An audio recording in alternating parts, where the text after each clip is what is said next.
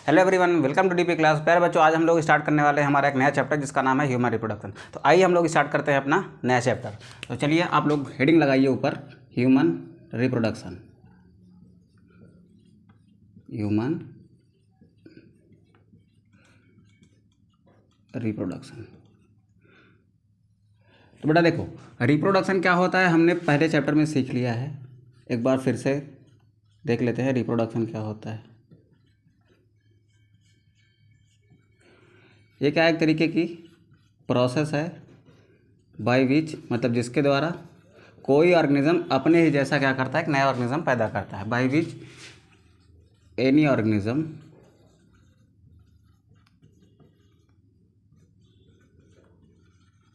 Produce a new one like its own, मतलब अपने ही जैसा एक नया ऑर्गेनिज्म पैदा करता है, वही क्या है आपका रिप्रोडक्शन है। बात किस में कर रहे हो बेटा आप? बात रिप्रोडक्शन कर रहे हैं ह्यूमन में। तो चलिए स्टार्ट करते हैं हमारा चैप्टर यहाँ से। ठीक है, रिप्रोडक्शन की बात हो रही है कहाँ पर? हमारे ह्यूमन में। तो आइए देखते हैं कि ह्यूमन रिप्रोडक्शन क्या होता है। पहली बात तो आप ये समझ लीजिए कि ह्यूमन कैसा ऑर्गेनिज्म है। तो ह्यूमन जो है ना, वो सेक्सुअल रिप्रोडक्शन करने वाला ऑर्गेनिज्म है। तो पहली बात क्या लिखेंगे हम? Human is sexually reproducing organism. Sexually reproducing, viviparous लिख लेते हैं, वाइवी पेरस एनिमल। वाइवी पेरस का मतलब क्या है? वाइवी पेरस का मतलब ह्यूमन एक ऐसा ऑर्गेनिज्म है जो अपने समान बच्चों को जन्म देता है। ठीक है, एक होते हैं जैसे ओवी पेरस, वो क्या देते हैं बेटा? वो अंडे देते हैं, उन अंडों से बच्चे निकलते हैं। ठीक है, तो वाइवी पेरस का मतलब क्या है? अपने समान एक नई संतान को जन्म देना, मतलब बच्चे को जन्म देना, क्या है वो? वाइवी पेरस है। ओवी पेरस क्या है बेटा? जब अंडे देता है कोई ऑर्गेनिज्म और उस अंडे से बच्चे निकलते हैं, वो ओवी पेरस है। ठीक है, तो वाइवी पेरस का मतलब क्या होता है? To give birth a child, किसी बच्चे को जन्म देना क्या है बेटा? वाइवी पेरस है। तो ह्यूमन कैसा है? ह्यूमन वाइवी पेरस है, मतलब अपने जैसे बच्चे को जन्म देता है। पहली बात, ह्यूमन क्या है बेटा? ह्यूमन एक ऐसा ऑर्गेनिज्म है जिसके अंदर होती है सेक्सुअल डाइमॉर्फिज्म। क्या होती है इसमें? सेक्सुअल डाइमॉर्फिज्म होती है। तो सेक्सुअल डाइमॉर्फिज्म का क्या मतलब है? देखो, कुछ ऑर्गेनिज्म ऐसे होते हैं जिसमें मेल और फीमेल सेक्स ऑर्गन एक ही ऑर्गेनिज्म में होते हैं, जैसे आपका अर्थवर्म होता है। ठीक है, तो ऐसा ऑर्गेनिज्म ना हर्माफ्रोडाइट कहलाता है। और ऐसे ऑर्गेनिज्म जिसमें मेल सेक्स ऑर्गन किसी अलग ऑर्गेनिज्म में, फीमेल सेक्स ऑर्गन किसी अलग ऑर्गेनिज्म में होते हैं, तो ऐसे अरेंजमेंट को आप क्या कहते हो? सेक्सुअल डाइमॉर्फिज्म कहते हो। मॉर्फोलॉजिकली यानी देखने में मेल अलग दिखेगा, फीमेल अलग दिखेगा। तो ह्यूमंस में भी आप देखो, मेल अलग दिखाई देता है, फीमेल अलग दिखाई देती है। ठीक है, तो सेक्सुअल डाइमॉर्फिज्म का मतलब होता है कि mail and female organism have different morphology, मतलब उनके पास क्या होती है? अलग अलग मॉर्फोलॉजी होती है, मतलब वो अलग अलग दिखाई देते हैं। तो हम लिख लेते हैं male and female are morphologically different. Morphologically different.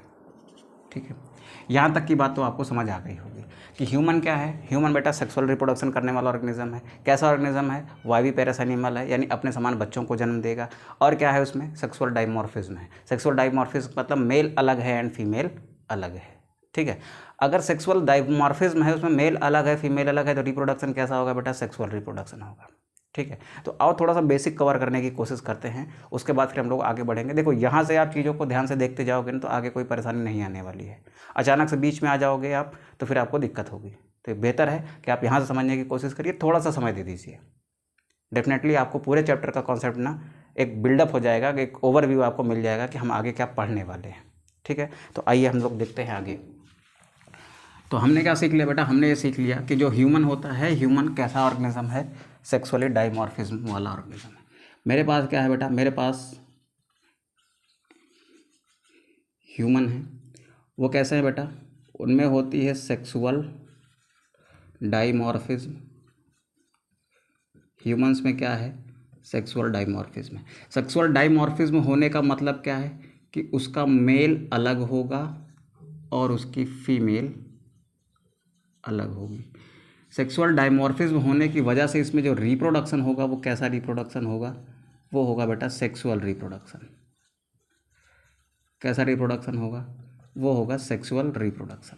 ठीक है, तो देखो जो मेल होगा, मेल के अंदर क्या होगा, रिप्रोडक्शन करने के लिए एक रिप्रोडक्टिव सिस्टम होगा जिसको हम कहेंगे मेल रिप्रोडक्टिव सिस्टम।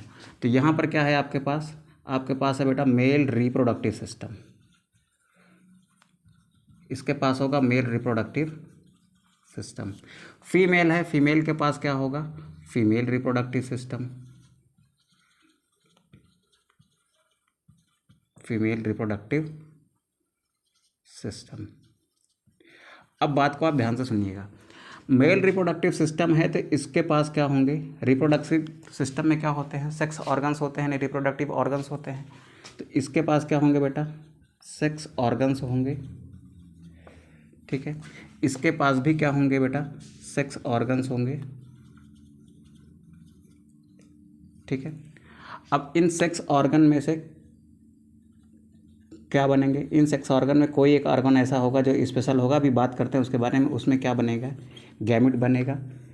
इसमें क्या बनेगा बेटा, गैमिट बनेगा। ठीक है, ये गैमिट और ये गैमिट फ्यूज़ करेगा, इसको हमने नाम दे दिया फर्टिलाइजेशन का।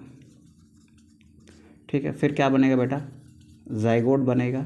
जाइगोट से क्या बनेगा, जाइगोट से आगे जाके एम्ब्रियो बनेगा।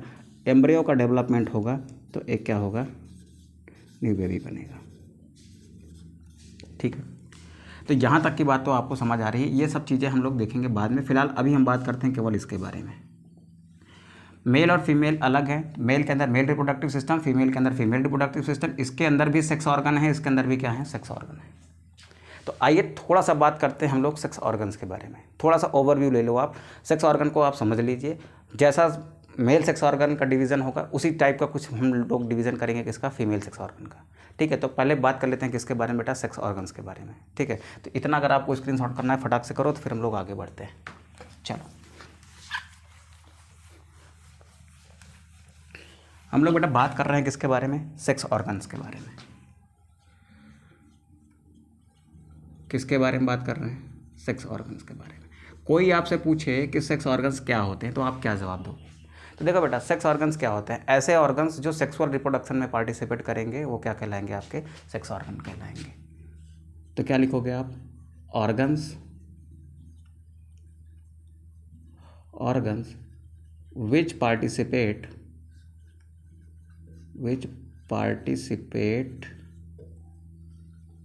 इन सेक्सुअल रिप्रोडक्शन, वो क्या कहलाएंगे, आपके सेक्स ऑर्गन। अब चाहे वो मेल का सेक्स ऑर्गन हो, वो चाहे वो फीमेल का सेक्स ऑर्गन हो, दोनों सेक्स ऑर्गन को आप दो टाइप से डिवाइड कर सकते हो। तो सेक्स ऑर्गन के कितने पार्ट बनाए बेटा मैंने, दो पार्ट। एक को कहा मैंने प्राइमरी सेक्स ऑर्गन, बात को ध्यान से समझने की कोशिश करेंगे अब। प्राइमरी सेक्स ऑर्गन्स, इनको कहा बेटा मैंने सेकेंडरी सेक्स ऑर्गन्स। ये क्या है मेरे, सेकेंडरी सेक्स ऑर्गन्स है। ठीक है, प्राइमरी सेक्स ऑर्गन क्या होते हैं, देखो चाहे वो मेल सेक्स ऑर्गन्स को देखोगे उसमें भी आपको प्राइमरी और सेकेंडरी नजर आएंगे, फीमेल सेक्स ऑर्गन को देखोगे वहाँ पर भी आपको प्राइमरी और सेकेंडरी नजर आएंगे। ठीक है, तो प्राइमरी सेक्स ऑर्गन्स क्या होते हैं, प्राइमरी सेक्स ऑर्गन ऐसे ऑर्गन होंगे ना जहाँ पर दो काम होगा। कितने काम होंगे बेटा, दो काम। पहला काम तो गैमिट बनेगा, अगर ये मेल का सेक्स और प्राइमरी सेक्स ऑर्गन है तो यहाँ पर मेल गैमिट बनेगा, अगर ये फीमेल का प्राइमरी सेक्स ऑर्गन है तो यहाँ पर क्या बनेगा बेटा, फीमेल गैमिट बनेगा। ठीक है, तो पहली बात क्या होगा यहाँ पर, पहली इसकी खास बात होगी यहाँ पर क्या होगा बेटा, गैमिट फॉर्मेशन होगा। क्या होगा यहाँ पर, गैमिट फॉर्मेशन। ठीक है, दूसरी बात यहाँ पर क्या होगा बेटा, इस गैमिट फॉर्मेशन करने के लिए कुछ सेक्स हार्मोन्स भी चाहिए। जैसे मेल में सेक्स हार्मोन क्या होते हैं, टेस्टोस्टेरोन, वो भी कहाँ से निकलता है, आपके टेस्टिस से निकलता है, जो मेल का प्राइमरी सेक्स ऑर्गन है। फीमेल के क्या होते हैं, एस्ट्रोजन एंड प्रोजेस्टेरोन, वो भी कहाँ से निकलते हैं, ओवरी से, जो फीमेल का प्राइमरी सेक्स ऑर्गन है। यहाँ तक की बातें समझ आ रही है। तो दूसरा काम क्या है बेटा, इसका दूसरा काम होता है formation of sex hormones.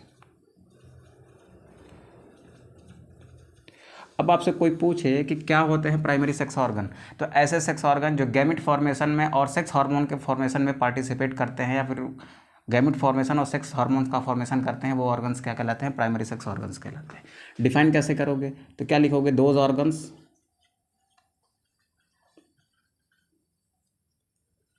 Which forms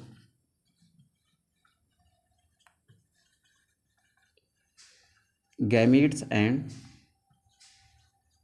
sex hormones are called primary sex organ।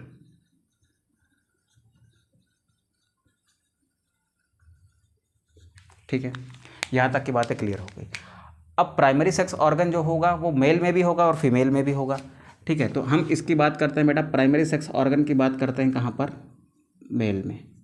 तो आइए देखते हैं कि मेल में कौन सा प्राइमरी सेक्स ऑर्गन होता है। तो देखिए, मेल के अंदर जो ह्यूमन मेल होता है उसके अंदर एक ऑर्गन होता है रिप्रोडक्टिव ऑर्गन, जिसको हम टेस्टिस कहते हैं। क्या कहते हैं बेटा, टेस्टिस। ठीक है, क्या है बेटा, ये टेस्टिस है। कितना होता है ह्यूमन में, 1 पेयर होता है। ठीक है, काम क्या करता है, पहली बात तो स्पर्म का फॉर्मेशन करेगा। क्या करता है ये, स्पर्म का फॉर्मेशन कर दिया, पहली बात। दूसरा काम क्या करेगा बेटा, formation of androgens, formation of androgens. Androgens क्या है बेटा, they are group of hormones. ये क्या है बेटा, हार्मोन्स के ग्रुप होते हैं, और इनमें प्राइमरली कौन सा एंड्रोजन बनाता है, तो वो बनाता है टेस्टोस्टेरोन। क्या बनाएगा वो, टेस्टोस्टेरोन। आई होप यहाँ तक की चीज़ें आपको क्लियर है। मेल में जो प्राइमरी सेक्स ऑर्गन होए वो आपका टेस्टिस है। 2 काम है उसके, पहला काम क्या है, स्पर्म फॉर्मेशन। स्पर्म क्या है, मेल गैमेट है। ये स्पर्म ही आपका क्या है, this is your male gamete. ठीक है, इसका फॉर्मेशन करने के लिए आपको सेक्स हार्मोन्स चाहिए। कौन सा सेक्स हार्मोन, टेस्टोस्टेरोन। वो भी कहाँ से बनते हैं, आपके टेस्टिस से। अभी जब हम लोग टेस्टिस का पूरा पोस्टमार्टम करेंगे ना, तो वहाँ सीखेंगे कि टेस्टिस में कहाँ से बनता है टेस्टोस्टेरोन और कहाँ बनते हैं स्पर्म।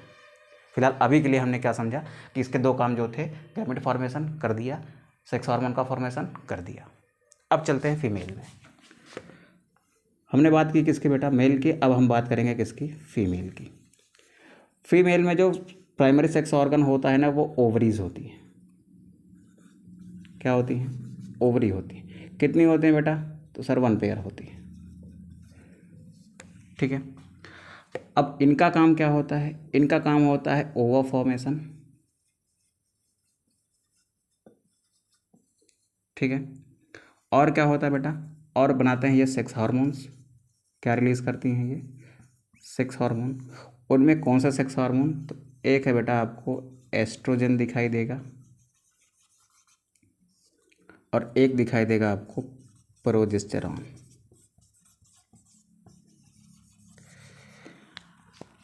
मेरी बात को आप ध्यान से सुन लो प्लीज़। मेल में एक हार्मोन निकला है जिसको नाम है टेस्टोस्टेरोन, फीमेल में निकला है जिसका नाम है एस्ट्रोजन एंड प्रोजेस्टेरॉन। जब एक बच्चा पैदा होता है ना, तो जन्म से उसके अंदर जो कैरेक्टर्स मौजूद होते हैं उनको हम लोग कहते हैं प्राइमरी सेक्सुअल कैरेक्टर्स। मतलब जो कैरेक्टर्स हमको जन्म से दिखाई देंगे वो प्राइमरी कैरेक्टर्स हैं। जब वो प्यूबर्टी पे आ जाता है, प्यूबर्टी का मतलब जब उसके अंदर जनन करने की क्षमता आ जाती है, यानी प्यूबर्टी पर उसके अंदर जो चेंजेस आते हैं ना, उनको हम क्या कहते हैं बेटा, सेकेंडरी कैरेक्टर्स कहते हैं। जैसे दाढ़ी मूंछ, मेल्स में क्या होता है, मेल्स में दाढ़ी मूंछ का आना, आवाज़ का भारी हो जाना, ये शोल्डर का चौड़े हो जाना, ये सब क्या है आपके सेक्सुअल कैरेक्टर्स हैं। ठीक है, कैसे कैरेक्टर्स हैं, सेक्सुअल कैरेक्टर्स हैं और सेकेंडरी कैरेक्टर्स हैं। फीमेल में क्या होता है, उनकी आवाज़ का पतली हो जाना। ठीक है, ये पेल्विक गर्डिल वाली बोन का थोड़ा सा चौड़ा होना, शोल्डर का थोड़ा सा सकरा हो जाना। ठीक है, तो ये सारी चीज़ें क्या हैं बेटा, ये सारी चीज़ें सेकेंडरी कैरेक्टर्स हैं किसकी, फीमेल्स की। तो जो बॉडी का डेवलपमेंट होता है ना प्यूबर्टी पर, उसके लिए मेल्स में कौन जिम्मेदार है, टेस्टोस्टेरोन। तो मेल्स में सेकेंडरी सेक्सुअल कैरेक्टर के लिए कौन जिम्मेदार है, ये किसके लिए जिम्मेदार है, responsible for secondary sexual characters in male. Same ऐसे देख बेटा, फीमेल में 2 हार्मोन निकल रहे हैं, एस्ट्रोजन एंड प्रोजेस्टेरॉन। तो फीमेल में जो चेंजेस आते हैं, फीमेल में जो चेंजेस आते हैं ना, जो सेकेंडरी सेक्सुअल कैरेक्टर है ना, वो मेनली किस पर डिपेंड करते हैं, वो डिपेंड करते हैं बेटा एस्ट्रोजन पर। तो फीमेल के जो सेकेंडरी सेक्सुअल कैरेक्टर्स हैं वो मेनली किस पर डिपेंड करते हैं, वो मेनली डिपेंड करते हैं एस्ट्रोजन पर। ठीक है, यहाँ तक की चीज़ें क्लियर हो गई, आपको समझ आ गया होगा कि प्राइमरी सेक्स ऑर्गन क्या है। अब बात करते हैं हम लोग बेटा किसकी, हम लोग बात करते हैं सेकेंडरी सेक्स ऑर्गन्स की। देखिए सेकेंडरी सेक्स ऑर्गन्स क्या होते हैं। सेकेंडरी सेक्स ऑर्गन ऐसे सेक्स ऑर्गन है ना जो गैमेट्स को पास देते हैं, मतलब पैसे देते हैं किसको, गैमेट्स को। मतलब कोई गैमेट है वो एक स्थान से दूसरे स्थान तक जाना चाह रहा है, तो उसको जो गैप मिलेगा ना, जो पैसेज होगा, वो किसके द्वारा दिया जाता है, वो दिया जाता है सेकेंडरी सेक्स ऑर्गन के थ्रू। दूसरी चीज़, उनका जो मूवमेंट्स होता है, गैमेट्स का जो मूवमेंट होता है ना, वो भी किसके थ्रू होता है, सेकेंडरी सेक्स ऑर्गन्स के थ्रू होता है। तो आपसे कोई पूछे सेकेंडरी सेक्स ऑर्गन्स क्या होते हैं, तो ऐसे सेक्स ऑर्गन जो गैमेट्स को क्या देते हैं, पास देते हैं, और साथ साथ उनके मूवमेंट्स में हेल्पफुल होते हैं, वो क्या होते हैं बेटा, वो सेकेंडरी सेक्स ऑर्गन्स होते हैं। ठीक है, तो आप क्या लिखोगे, those organs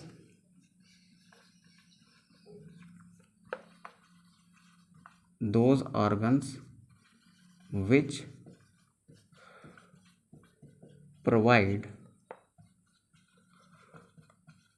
passage for gametes and also helpful in their movement called secondary sex organs. ठीक है, प्राइमरी सेक्स ऑर्गन में तो आपने सीख लिया टेस्टिस था और ओवरी था। सेकेंडरी सेक्स ऑर्गन्स में क्या क्या आएंगे पहले तो वो सीख लीजिए। पहला आएगा बेटा इसमें डक्ट सिस्टम। क्या आएगा, डक्ट सिस्टम आएगा। ठीक है, दूसरा इसमें क्या आएगा बेटा, इसमें आएंगी आपकी ग्लैंड्स। ठीक है, क्या आएंगी आपकी ग्लैंड्स, जैसे मेल में होती है सेमिनल वेसाइकल वगैरह, तो ये सब क्या है, ग्लैंड्स हैं जो किसमें काउंट की जाती हैं, सेकेंडरी सेक्स ऑर्गन्स में। ठीक है, थर्ड बेटा आता है आपका एक्सटर्नल जेनेटेलिया, यानी बाह्य जनन अंग।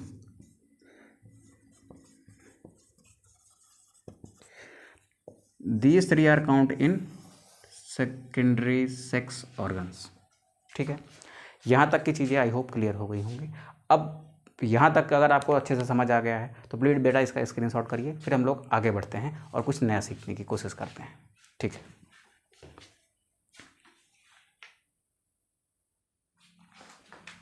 चलो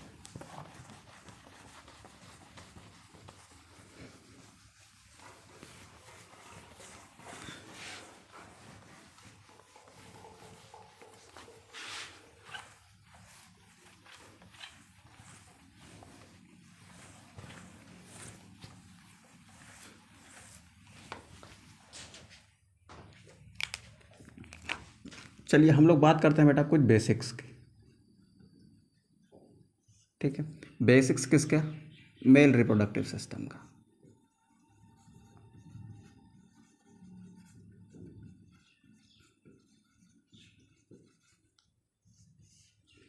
ठीक है, बेसिक्स किसके बात करेंगे, मेल रिप्रोडक्टिव सिस्टम के।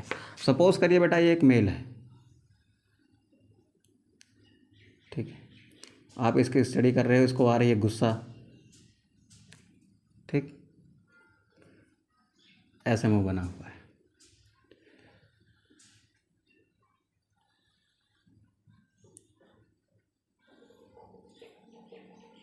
चलो, ये जो इसका ये पार्ट है ना, यहाँ शोल्डर से लेके यहाँ पर पेल्विक रीजन तक का पार्ट, यहाँ बेटा एक कैविटी होती है, इसको हम बॉडी कैविटी कहते हैं। इसके बीच में यहाँ पर एक पार्ट होता है ऐसे, मस्कुलर पार्ट होता है, इसको आपने कह दिया ये क्या है बेटा, डायाफ्राम। क्या है बेटा, ये डायाफ्राम। इस डायाफ्राम ने इस बॉडी कैविटी को 2 पार्ट में डिवाइड किया। ऊपर वाले पार्ट को आपने एक नाम दिया, इसको आपने कहा बेटा ये आपकी थोरैकिक कैविटी है। कौन सी कैविटी है, ये आपकी थोरैकिक कैविटी है। नीचे वाली कैविटी को आपने कहा ये आपकी एब्डोमिनल कैविटी है।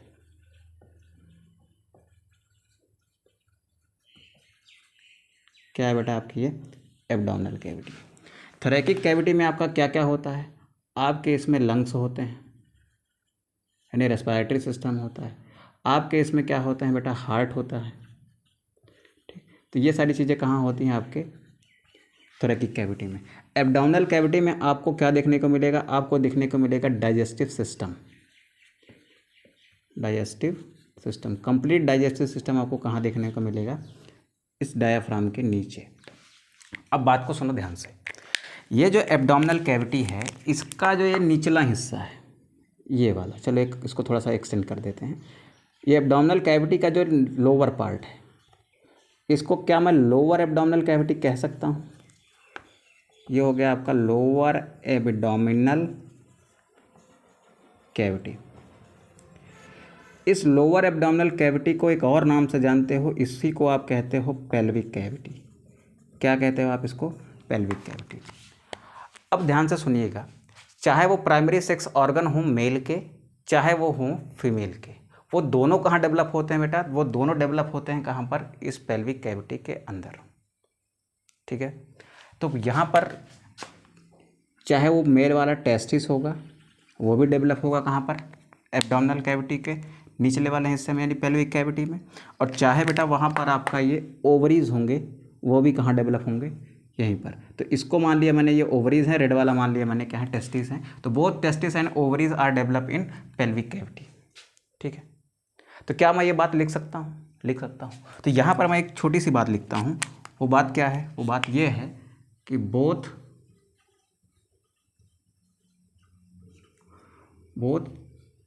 testes and ovary are formed in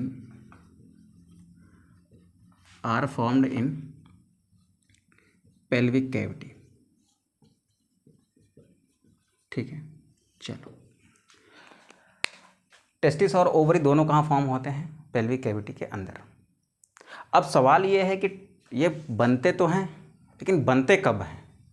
तो बेटा जब कोई एक बच्चा अपनी माँ के पेट में होता है ना, तो जो 9 मंथ का टाइम होता है जिसमें वो अपनी माँ के पेट में डेवलप होता है ना, उस टाइम को आप जेस्टेशन पीरियड कहते हो। लास्ट लेक्चर में आप सुनोगे, अगर नहीं सुना है तो ठीक है, नहीं तो अभी जो सबसे लास्ट में जो लेक्चर आएगा ना, इस चैप्टर का सबसे लास्ट लेक्चर जो आएगा, उसमें आपको जेस्टेशन पीरियड के बारे में क्लियरली सारी चीज़ें बताई जाएंगी। तो फिलहाल अभी के लिए समझ लो कि जितने टाइम तक कोई बच्चा माँ के पेट में रहता है ना, उस टाइम पीरियड को आप क्या कहते हो? जेस्टेशन पीरियड कहते हो।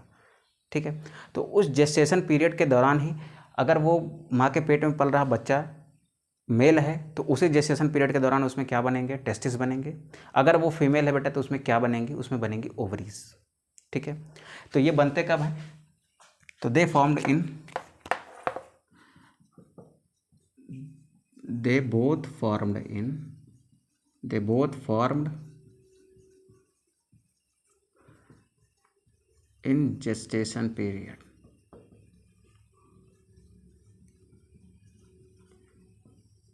ठीक है, ये दोनों क्या होते हैं बेटा? जेस्टेशन पीरियड के टाइम पर ही बनते हैं। अब ध्यान से सुनना, इस पेल्विक कैविटी के नीचे यहाँ पर एक ऐसे बैग लाइक स्ट्रक्चर होता है। क्या होता है बेटा? मेल्स में एक बैग लाइक स्ट्रक्चर होता है। इस बैग लाइक स्ट्रक्चर को मैं कह रहा हूँ स्क्रोटम। क्या कहता हूँ बेटा? मैं स्क्रोटम कहता हूँ। और इस बैग लाइक स्ट्रक्चर को तो मैंने स्क्रोटम कह दिया, और यहाँ पर देखो एक छोटी सी पाइप जैसी संरचना बन रही है। इस पाइप जैसी संरचना को मैंने कह दिया ये इनग्विनल कैनाल है। क्या है? इनग्विनल कैनाल है। तो ध्यान से सुनेंगे, पेल्विक कैविटी से लगा हुआ एक बैग लाइक स्ट्रक्चर है स्क्रोटम, और किससे? यहाँ पर एक पतली से आपको नली दिखेगी, उसको आप क्या कहते हैं? इनग्विनल कैनाल। और ये इनग्विनल कैनाल किससे अटैच है? ये पेल्विक कैविटी से अटैच है। होता क्या है कि ये टेस्टिस जो है ना, जब अपनी माँ के पेट में बच्चा रहता है उसी टाइम पर उसके अंदर बनेंगे, और फिर क्या होता है? ये टेस्टिस जो है ना, ये माइग्रेट करके बेटा कहाँ पहुँच जाते हैं? ये माइग्रेट करके पहुँच जाते हैं स्क्रोटम के अंदर। तो टेस्टिस क्या करते हैं? मूव कर जाते हैं स्क्रोटम के अंदर। ठीक है, तो क्या लिखोगे? In males there is a bag like structure,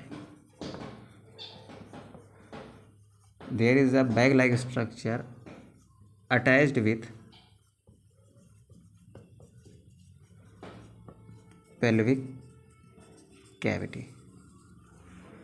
ठीक, फिर क्या होता है?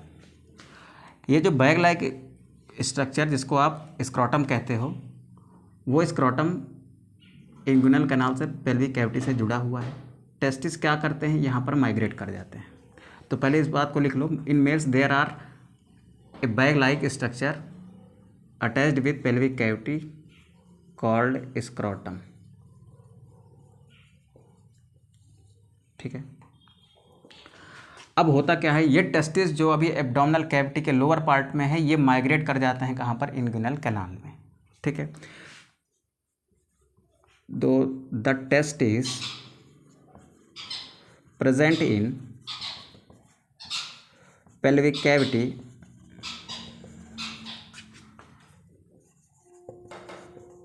migrates in scrotum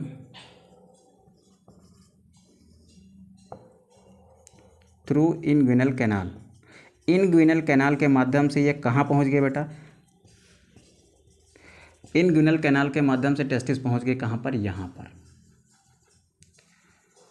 ठीक है, तो ये जो टेस्टिस है ना, टेस्टिस का पेल्विक कैविटी से कहाँ जाना, स्क्रोटम में जाना ही क्या कहलाता है बेटा, ये कहलाता है डिसेंडेंट ऑफ टेस्टिस।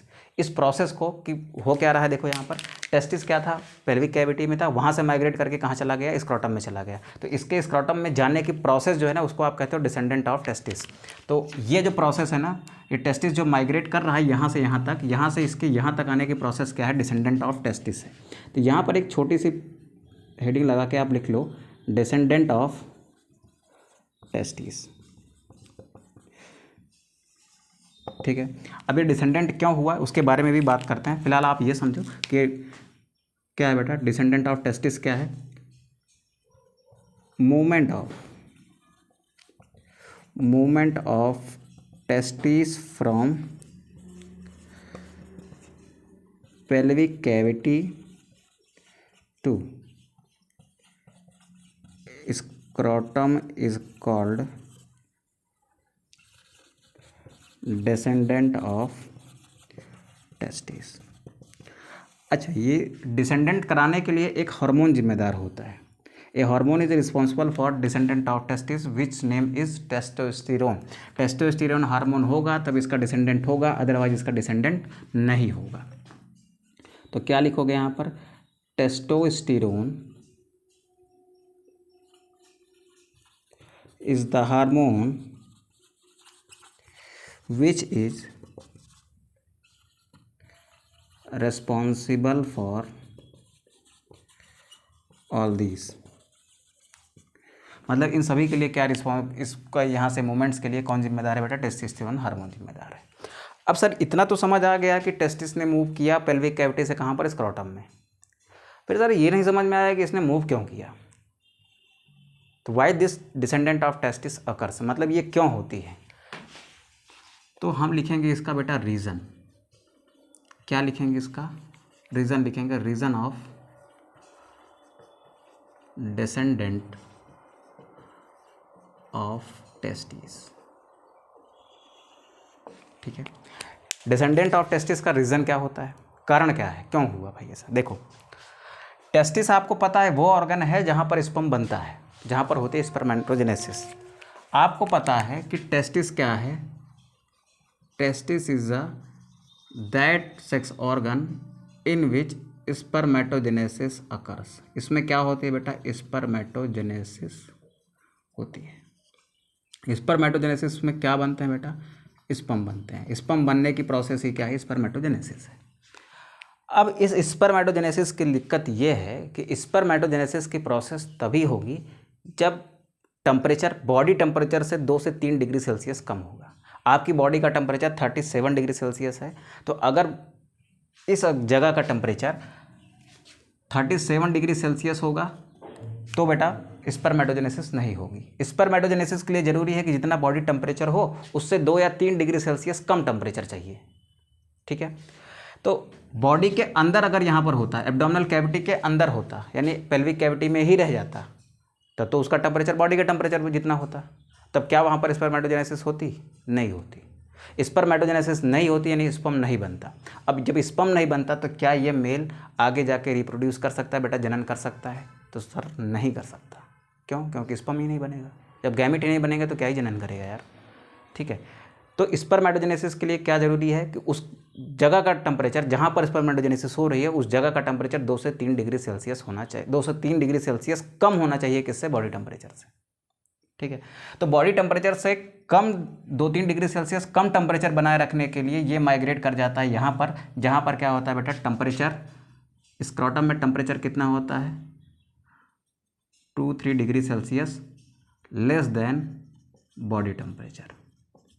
ठीक है, तो इसके लिए क्या चाहिए बेटा, 2 से 3 डिग्री सेल्सियस लेस टेम्परेचर चाहिए देन बॉडी टेम्परेचर। तो होता क्या है, स्क्रोटम कहाँ होता है बेटा, स्क्रोटम होता है आउटसाइड द बॉडी, स्क्रोटम होता है आउटसाइड द बॉडी।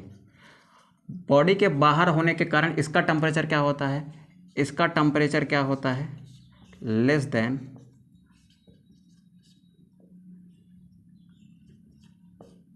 2 से 3 डिग्री सेल्सियस लेस होता है, less than body temperature. That's why scrotum is the ideal place for spermatogenesis. Spermatogenesis के लिए सबसे आइडियल जगह कौन सी है, स्क्रोटम है, क्योंकि यहाँ का टेम्परेचर 2 से 3 डिग्री सेल्सियस कम है। तो क्या लिखोगे, it is a ideal place for spermatogenesis. ठीक है, चलो यहाँ तक की बात आपको आई होप क्लियर हो रही होगी। अब थोड़ा सा बात करते हैं कि चलो डिसेंडेंट ऑफ टेस्टिस क्या था, ये तो समझ आ गया, क्यों हुआ ये भी समझ आ गया, क्योंकि स्क्रोटम में टेम्परेचर थोड़ा कम होता है बॉडी टेम्परेचर से 2-3 डिग्री सेल्सियस, और स्पर्मेटोजेनेसिस को चाहिए भी होता है इतना है कि 2-3 डिग्री सेल्सियस कम टेम्परेचर हो बॉडी से, इसलिए टेस्टिस वहाँ माइग्रेट कर गया।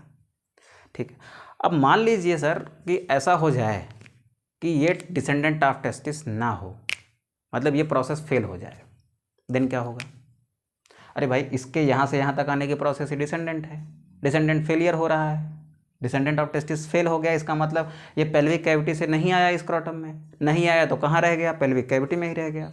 अब पेल्विक कैविटी में है तो वहाँ का टेम्परेचर तो भाई साहब 37 डिग्री सेल्सियस है, बॉडी टेम्परेचर के बराबर है। तो जब बेटा बॉडी टेम्परेचर के बराबर है, वहाँ टेस्टिस कहाँ पर है, बॉडी टेम्परेचर पर है। पेल्विक कैविटी के अंदर बॉडी का टेम्परेचर 37 डिग्री सेल्सियस होता है, उतने टेम्परेचर पर टेस्टिस भी है। तो क्या उस टेस्टिस के अंदर स्पर्मेटोजेनेसिस होगी, नहीं होगी। स्पर्मेटोजेनेसिस नहीं होगी, स्पर्म बनेगा नहीं बनेगा, स्पर्म नहीं बनेगा तो क्या ऐसा मेल फर्टाइल होगा, फर्टाइल मतलब जनन योग्य होगा, नहीं होगा। तो ऐसा मेल जब जनन योग्य नहीं होगा तो उसको हम क्या कहेंगे, स्टेराइल कहेंगे। ठीक है, तो आइए हम लोग देखते हैं कि अगर डिसेंडेंट ऑफ टेस्टिस ना हुआ तो, ठीक है, तो what happen when descendant of testis not occur. तो यहाँ पर एक छोटी सी बात लिखने की कोशिश करते हैं हम लोग।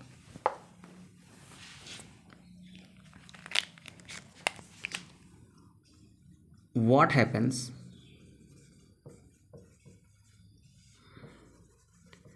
when descendant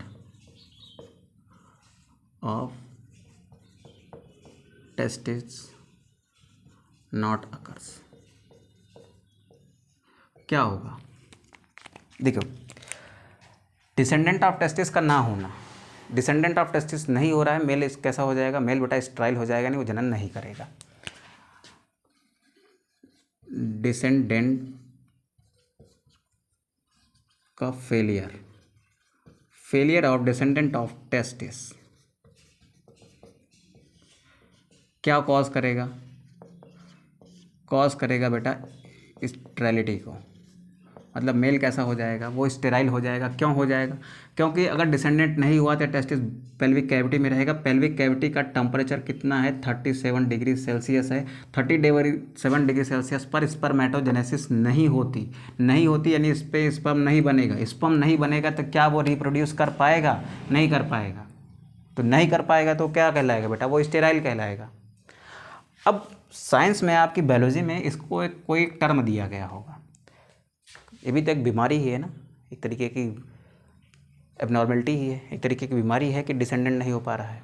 ठीक है, तो इसका failure of descendent of testis ये क्या कहलाता है बेटा, इसको कहते हो आप क्रिप्टोकाइडिज्म।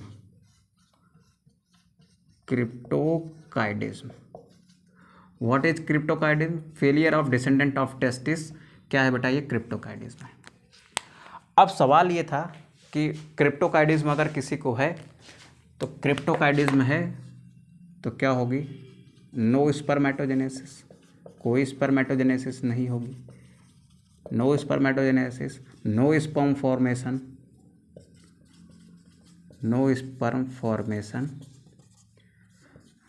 एंड नो फर्टिलिटी, मतलब कोई जनन क्षमता इसमें नहीं होगी।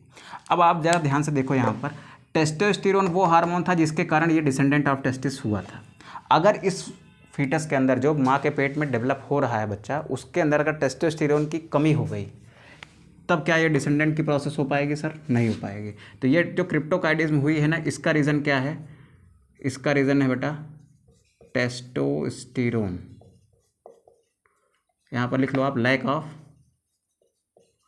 टेस्टोस्टेरोन। टेस्टोस्टेरोन की कमी के कारण क्या हुआ? डिसेंडेंट ऑफ टेस्टिस का फेलियर हो गया। उस प्रोसेस को आपने क्या कहा? क्रिप्टोकाइडिज्म को। उस बीमारी को क्या कहा? क्रिप्टोकाइडिज्म कहा। क्रिप्टोकाइडिज्म होने के बाद आपका जो टेस्टिस है वो कहाँ रह जाता है? वो रह जाता है बेटा आपके पेल्विक कैविटी में ही, जहाँ पर बॉडी टेम्परेचर 37 डिग्री सेल्सियस होता है, जिस पर स्पर्मेटोजेनेसिस नहीं हो सकती, स्पर्म फॉर्मेशन नहीं होगा, वो मेल क्या होगा? वो स्टेराइल होगा। अब सवाल ये है कि जब ये बच्चा अपनी माँ के पेट में डेवलप हो रहा था तभी ये डिसेंडेंट ऑफ टेस्टिस की प्रोसेस हुई थी। तो वो कौन सा मंथ होता है जहाँ पर डिसेंडेंट ऑफ टेस्टिस की प्रोसेस होती है? तो बेटा वो 7th मंथ होता है। 9 मंथ का जेस्टेशन पीरियड होता है, तो वो 7th month of gestation period में क्या होती है? आपकी डिसेंडेंट ऑफ टेस्टिस की प्रोसेस होती है। यानी इसकी टाइमिंग क्या है? ये कब होता है? तो ये होता है बेटा, ध्यान से इसको लिखना, इंपॉर्टेंट बात है, 7th month of gestation period. एक बात और ध्यान देना आप कि टेस्टिस बेटा एक्टिव नहीं है, उसमें स्पर्म नहीं बन रहे हैं, मेल क्या हो गया? स्टेराइल हो गया। ठीक है। एक प्रोसेस कभी कभी पूछ ली जाती है नीट वगैरह के एग्जाम में, फिलहाल तो एनसीईआरटी ही पढ़िए आप, वही सफिशियंट है, बट कभी कभी बियॉन्ड द एनसीईआरटी अगर चला भी गया ना तो इससे इन सबसे ज़्यादा आगे नहीं जाएगा। एक प्रोसेस होती है बेटा कैस्ट्रेशन की। ठीक है, तो इसका स्क्रीनशॉट करिए आप, तो फिर हम लोग आगे देखते हैं कैस्ट्रेशन क्या होता है। चलो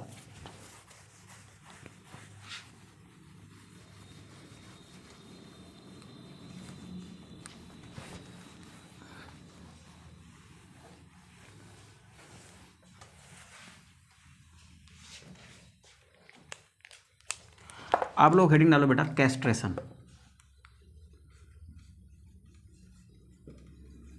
कैस्ट्रेशन, ये मान लो एक मेल है, क्या है? एक मेल है। और एक चीज़ और याद रखना आप, थोड़ा सा याद आ गया, तो मिस हो गया था पहले, याद आ गया कि जो डिसेंडेंट ऑफ टेस्टिस की प्रोसेस होती है ना, वो ओनली आपके मैमल्स में होती है। तो ये जो डिसेंडेंट ऑफ टेस्टिस हुआ था ना, वो कहाँ पर हुआ था बेटा? Only in mammals. मैमल्स के टेस्टिस में ही डिसेंडेंट ऑफ टेस्टिस देखने को मिलेगा, अदरवाइज आपको कहीं देखने को नहीं मिलेगा। ठीक है, अभी लास्ट में कुछ एक्सेप्शंस भी हैं, उनकी भी बात करते हैं। फिलहाल अभी हम किसकी बात करते हैं बेटा? कैस्ट्रेशन की। What is castration? ठीक है, तो कैस्ट्रेशन क्या है बेटा? आप क्या करते हो? किसी मेल के टेस्टिस को सर्जिकली रिमूव कर देते हो। मतलब आप क्या करते हो? किसी मेल के टेस्टिस को आपने रिमूव कर दिया। ठीक है, तो क्या है बेटा ये? सर्जिकल रिमूवल ऑफ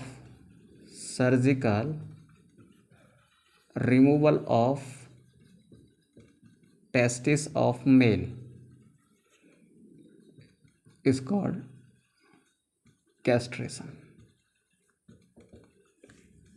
ठीक है, चलो अब टेस्टिस वो पार्ट था जिसके अंदर क्या बन रहा था? जिसके अंदर गैमिट बन रहा था। हाँ सर, गैमिट बन रहा था, आपने पहले बताया था। टेस्टिस ही वो पार्ट था जिसके अंदर बेटा सेक्स हार्मोन्स बन रहे थे। सेक्स हार्मोन्स भी कौन से? आपके एंड्रोजेंस। एंड्रोजेंस ही रिस्पॉन्सिबल थे सेकेंडरी सेक्सुअल कैरेक्टर्स के लिए। जो आपको ये दाढ़ी मूछे वगैरह ये सारी चीज़ें दिख रही हैं ना, इसके लिए कौन जिम्मेदार था? आपके जो सेकेंडरी सेक्सुअल्स कैरेक्टर होते हैं उनके लिए कौन जिम्मेदार होता है बेटा? ये एंड्रोजन यानी टेस्टोस्टेरोन ही होता है। यहाँ तक बात मैंने पहले भी बता रखी है। अब आप सोचो कि किसी का टेस्टिस निकाल के बाहर कर दिया जाए, तो क्या उसके अंदर गैमिट बनेगा? नहीं बनेगा। जब गैमिट नहीं बनेगा तो वो क्या सेक्सुअली रिप्रोड्यूस कर सकता है? नहीं कर सकता, यानी वो क्या हो जाएगा? स्टेराइल हो जाएगा। तो आफ्टर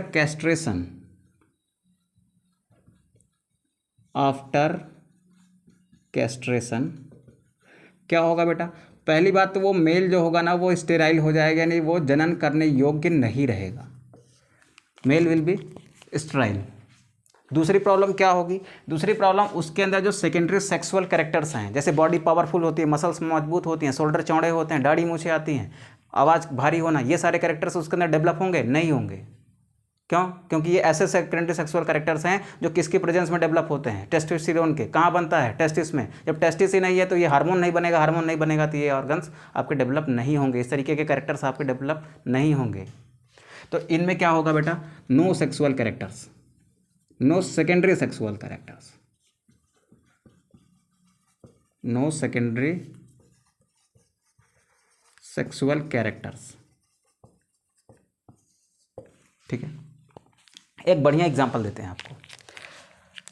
फॉर एग्जांपल, गांव में इस टाइम पे आपने खूब देखा होगा, और ये एक ऐसा एग्जांपल है बेटा, हर कोई जानता है, हर कोई समझता है। तो देखो, यहाँ पर क्या है, आपके पास एक काऊ है, यानी एक गाय है।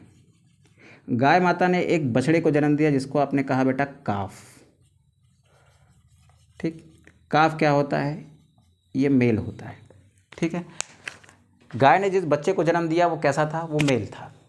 ठीक है, अब ये जो मेल बच्चा था, इसके अंदर बेटा अगर कैस्ट्रेशन कर दिया जाए, इसमें क्या कर दिया गया? इसमें कर दिया गया कैस्ट्रेशन, इसमें हो गया कैस्ट्रेशन। कैस्ट्रेशन करने का मतलब इसके टेस्टिस को आपने क्या कर दिया? रिमूव कर दिया। जब आप इसके टेस्टिस को रिमूव कर दोगे तो इसमें क्या ये दोनों काम हो पाएंगे? नहीं हो पाएंगे। जब ये दोनों काम नहीं हो पाएंगे ना, तब ये एक ऐसा मेल बनेगा जो स्टेराइल होगा, यानी उसमें गैमेट फॉर्मेशन हुआ ही नहीं। ठीक है, जब गैमेट फॉर्मेशन नहीं होगा तो वो कैसा होगा? वो होगा बेटा स्टेराइल। ठीक है, और दूसरा काम क्या होगा बेटा? जो सेक्स हार्मोन्स हैं वो भी तो नहीं बनेंगे ना। जब सेक्स हार्मोन नहीं है तो उसके अंदर बहुत ज़्यादा सेक्सुअल कैरेक्टर्स डेवलप होंगे? नहीं होंगे। ठीक है, तो वो एग्रेसिव भी नहीं होगा। ठीक है, तो ये क्या होगा बेटा? ये आपका होगा लेस एग्रेसिव। और ऐसे ऑक्स को ना डोसाइल ऑक्स कहा जाता है।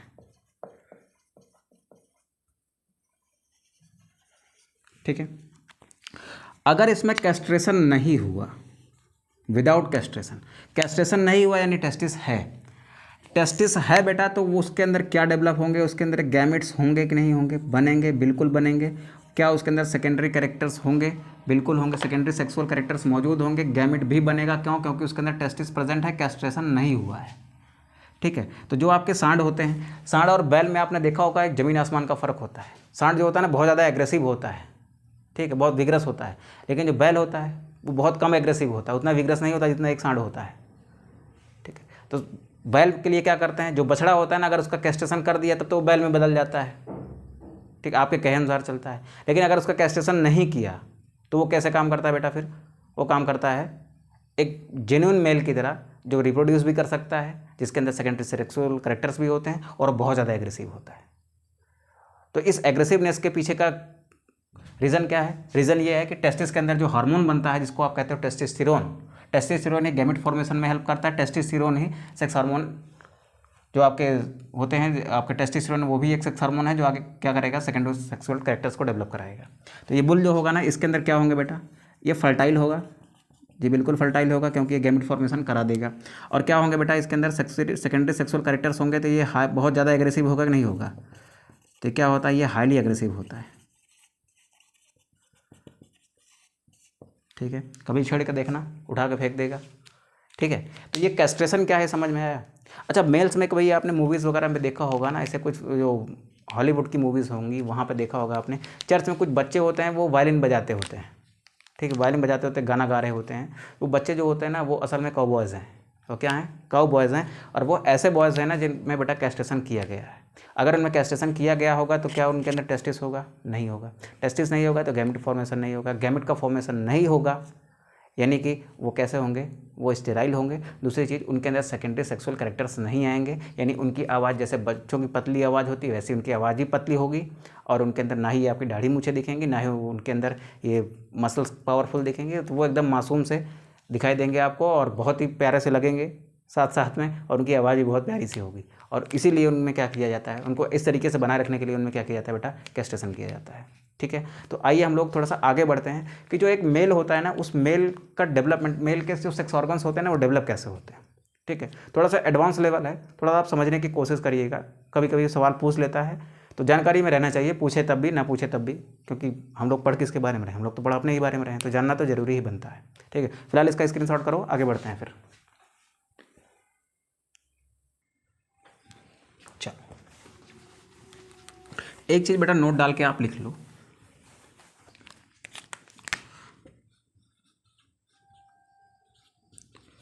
नोट डाल के क्या लिखोगे कि जो डिसेंडेंट ऑफ टेस्टिस है, descendant of testis only occurs इन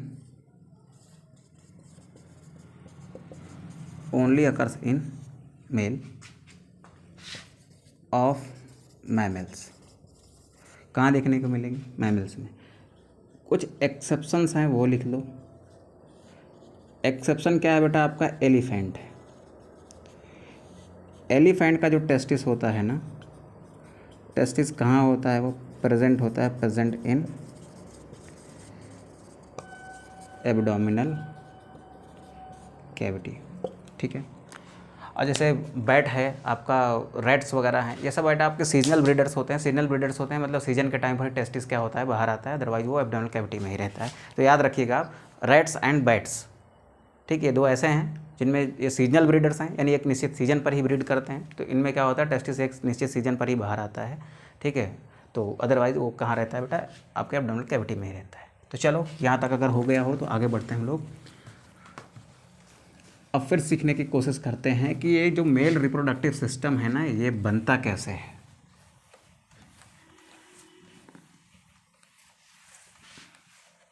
चलो, तो यहाँ पर छोटी सी हेडिंग लगाओ, how male reproductive system is form.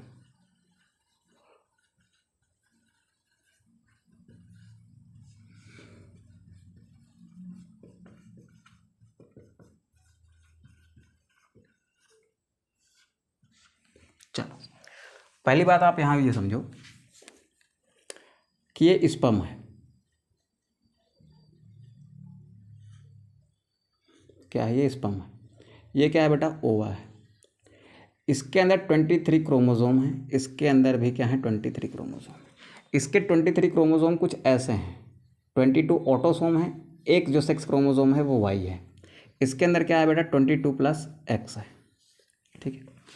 अब इनके आपस में मिलने से यहाँ पर जो जाइगोट बनेगा उसके अंदर क्या होंगे? 44 प्लस एक्स वाई, ठीक है।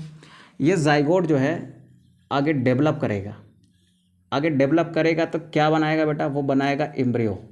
क्या बनाएगा? एम्ब्रियो। ये एम्ब्रियो कैसा होगा? इसको हम कहेंगे ये हमारा क्या है? ये मेल एम्ब्रियो है। क्या है बेटा? ये मेल एम्ब्रियो है। अब मैं जो बोल रहा हूँ ना, ध्यान से सुनेंगे आप। इस मेल एम्ब्रियो में क्या है? इस मेल एम्ब्रियो की सेल्स में है वाई क्रोमोसोम, ठीक है। वाई क्रोमोसोम में क्या है? क्रोमोसोम के अंदर जीन होते हैं बेटा। इसके अंदर एक जीन होता है जिसको आप कहते हैं SRY जीन। कौन सा जीन? SRY gene. इसको आप मार्क कर लीजिएगा। कौन सा जीन है बेटा? ये SRY जीन है। इस SRY जीन का जब ट्रांसक्रिप्शन होगा, इसका क्या होगा? ट्रांसक्रिप्शन होगा तो एक mRNA बनेगा। इस mRNA का बेटा जब ट्रांसलेशन होगा, बेटा हम लोग जब अभी आगे पढ़ेंगे जेनेटिक्स में तो वहाँ पर सीखेंगे कि ट्रांसक्रिप्शन ट्रांसलेशन क्या है। फिलहाल अभी के लिए आप समझो, इस mRNA का जब क्या होगा बेटा? ट्रांसलेशन होगा, तब यहाँ पर एक प्रोटीन बनेगी। क्या बनेगी? एक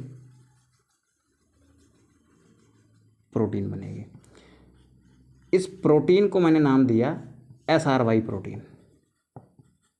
क्या है बेटा? ये SRY प्रोटीन है। ये SRY प्रोटीन क्या करती है? ये SRY प्रोटीन जाती है प्रिमिटिव सर्टोली सेल्स में। कहाँ जाएगी बेटा? ये पहुँचती है आपकी प्रिमिटिव सर्टोली सेल्स में। प्रिमिटिव सर्टोली सेल्स से ये एक सब्सटेंस निकलवाती है, वहाँ से क्या निकलता है, एक ऐसा पदार्थ निकलता है जिसका नाम है मुलेरियन इनहिबिटरी सब्सटेंस। ये क्या है बेटा, ये मुलेरियन इनहिबिटरी सब्सटेंस है। ठीक है, मुलेरियन इनहिबिटरी सब्सटेंस क्या करता है ना, इसको अभी सीखेंगे हम लोग आगे। इससे पहले ये समझ लेते हैं कि मेरा जो एम्ब्रियो है अभी वो किस कंडीशन में है। तो देखो, जिस एम्ब्रियो के अंदर इतनी सारी चीज़ें घटित हो रही हैं ना, वो एम्ब्रियो अभी कैसा है। तो ये हो गए बेटा उसके गोनाडल रिज। ठीक, ये क्या है, इनको मैंने कह दिया ये क्या है बेटा, गोनाइडल रिजेस हैं। ध्यान से सुनना बेटा, ये क्या है आपके गोनाइडल रिजेस हैं। इसके साथ में यहाँ पर मौजूद है आपका एक छोटा सा पार्ट ऐसे, इसको कहा मैंने, ये है आपका यूरिनो जेनाइटल साइनस। अब ध्यान से देखेंगे बेटा, इधर यहाँ से बाहर की ओर एक आपको ऐसे डक्ट दिखाई दे रही है, इससे भी और इससे भी कुछ ऐसे।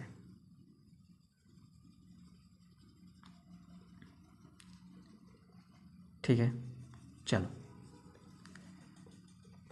इसमें अंदर की तरफ भी क्या है बेटा, एक डक्ट है ऐसे, ये एक ऐसे अंदर की तरफ भी डक्ट है।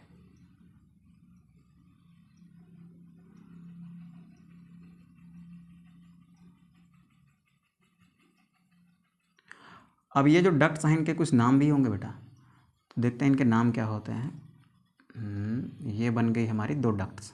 ठीक है, वही दो डक्ट इधर भी हैं, वही दो डक्ट उधर भी हैं। तो जो ये किनारे वाली जो डक्ट है इसको मैंने नाम दिया वोल्फियन डक्ट। क्या है ये, वोल्फियन डक्ट है। और ये जो अंदर वाली डक्ट है ना, इसको मैंने नाम दिया बेटा मुलेरियन डक्ट।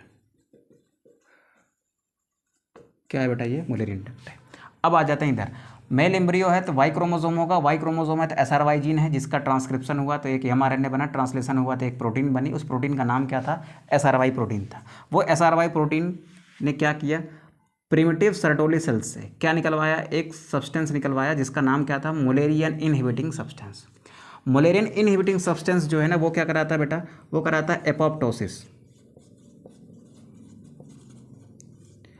एपोप्टोसिस। अब एपोप्टोसिस क्या होती है, एपोप्टोसिस बेटा सेल डेथ को ही हम लोग क्या कहते हैं, एपोप्टोसिस कहते हैं। सेल का मर जाना यानी सेल डेथ हो जाए, उसी को आप क्या कहते हैं, एपोप्टोसिस कहते हो। ठीक है, तो व्हाट इज एपोप्टोसिस, ये क्या एक तरीके की सेल डेथ है। ये एपोप्टोसिस कराती है, लेकिन एपोप्टोसिस किसकी कराती है बेटा, ये कराती है सेल्स ऑफ मुलेरियन डक्ट्स की। एपोप्टोसिस होगी कहाँ पर, सेल्स ऑफ मुलेरियन डक्ट, यानी मुलेरियन डक्ट की, यानी ये जो डक्ट आपको दिखाई दे रही है ना, मुलेरियन डक्ट रेड कलर वाली, इस डक्ट की सारी सेल्स क्या हो जाएंगी, एपोप्टोसिस में चली जाएंगी। नहीं, ये क्या होंगी बेटा, ये डेड हो जाएंगी।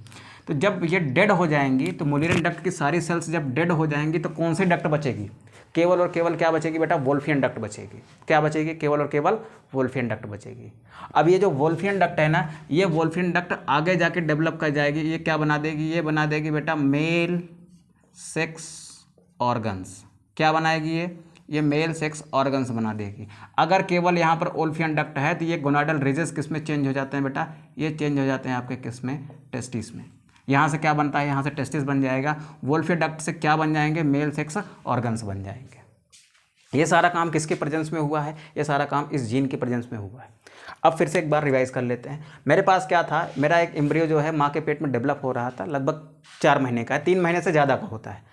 तो याद रखिएगा 3 महीने तक कोई भी बच्चा माँ के पेट में जो होता है ना, उसमें ये नहीं बता पाओगे आप वो मेल है फीमेल है, क्योंकि वहाँ पर वोल्फियन डक्ट भी होती है और मुलेरियन डक्ट भी होती है। ठीक है, तो बाद में क्या हुआ देखो, इस मेल एम्ब्रियो के अंदर वाई क्रोमोसोम था, जिससे क्या बना, SRY जीन बना, जिसमें क्या मौजूद है, SRY जीन मौजूद है, जिसका ट्रांसक्रिप्शन हुआ तो क्या बना, mRNA बना। ट्रांसलेशन पर उसने एक प्रोटीन बनाया। जीन हमेशा ट्रांसलेशन पर एक प्रोटीन बनाता ही है। ठीक है, जीन का क्या हो गया, एक्सप्रेशन हो गया, इसने एक प्रोटीन बनाया, प्रोटीन का नाम था SRY gene, sorry SRY protein. SRY protein क्या करती है, SRY प्रोटीन जो है बेटा, ये प्रोटीन क्या करती है, ये प्रोटीन प्रिमिटिव सर्टोली सेल को इंड्यूस करती है, ये कहती है कि आप कुछ निकालो, तो इसके अंदर से निकलता है एक सब्सटेंस जिसका नाम क्या था, Mullerian inhibitory substance. Mullerian inhibitory substance क्या करता है, वो जो ये मुलेरियन डक्ट है ना, ये किसकी बनी होगी बेटा, सेल्स की ही तो बनी होगी ना, तो इसके सेल्स को क्या करता है, डेड कर देता है, यानी इनमें क्या करा देता है, वो एपोप्टोसिस करा देता है। एपोप्टोसिस क्या है, सेल डेथ को ही आप एपोप्टोसिस कहते हो। इनमें क्या करा दिया उसने, एपोप्टोसिस। अब जब एपोप्टोसिस हो गई मुलेरियन डक्ट में, तो कौन सी डक्ट बची, ओनली वन, वोल्फियन डक्ट। तो वोल्फियन डक्ट से क्या डेवलप हो गया, मेल सेक्स ऑर्गन। अब आप सोचो कि ये मुलेरियन डक्ट डिस्ट्रॉय किसकी वजह से हुए, केवल इस जीन की वजह से। ना ये जीन होता, ना ये प्रोटीन बनती, ना ये सब्सटेंस बनता, और ना ही ये इसको क्या करता है, एपोप्टोसिस कराता। तो अगर यहाँ पर वाई क्रोमोसोम की जगह एक्स होता, तब क्या होता, तब वोल्फियन डक्ट का डेवलपमेंट नहीं होता। अगर यहाँ पर in the case Y chromosome की बजाय एक्स क्रोमोसोम होता, तो ये सारी प्रोसेस होती नहीं होती। जब ये प्रोसेस नहीं होती, तब किसका विकास होता बेटा, तब मुलेरियन डक्ट का विकास होता। और मुलेरियन डक्ट क्या बनाती, मुलेरियन डक्ट बनाती है आपका फीमेल रिप्रोडक्टिव ऑर्गन्स। ये क्या बनाती है आपका, ये बनाती है फीमेल रिप्रोडक्टिव ऑर्गन्स। और ये यहाँ से क्या बनते, यहाँ से बनती है आपकी ओवरीज। ठीक है, यहाँ तक बात समझ आइए बेटा। यहाँ तक अगर आपको समझ आ गया हो तो बहुत अच्छी बात है। अगर चैनल पर नए हो आप, तो प्लीज़ चैनल को सब्सक्राइब करिएगा, वीडियो को अपने दोस्तों के साथ शेयर करिएगा। और बेटा क्लास की कंटिन्यूटी बनाए रखेंगे हम लोग, पर डे हम लोग एक आध क्लास करते रहेंगे। ठीक है, इस तरीके से। तो हमारा आज का टॉपिक यहीं पर हम करते हैं ख़त्म, क्योंकि क्लास बहुत लेंदी हो जा रही है। नेक्स्ट क्लास में हम लोग सीखेंगे बेटा मेल रिप्रोडक्टिव ऑर्गन के स्ट्रक्चर्स के बारे में, मतलब उसमें क्या क्या चीज़ें होती हैं, उसमें कौन सा प्राइमरी ऑर्गन होता है, उसका स्ट्रक्चर कैसा होता है, सेकेंडरी जो ऑर्गन्स होते हैं वो कैसे होते हैं, कैसे बने होते हैं।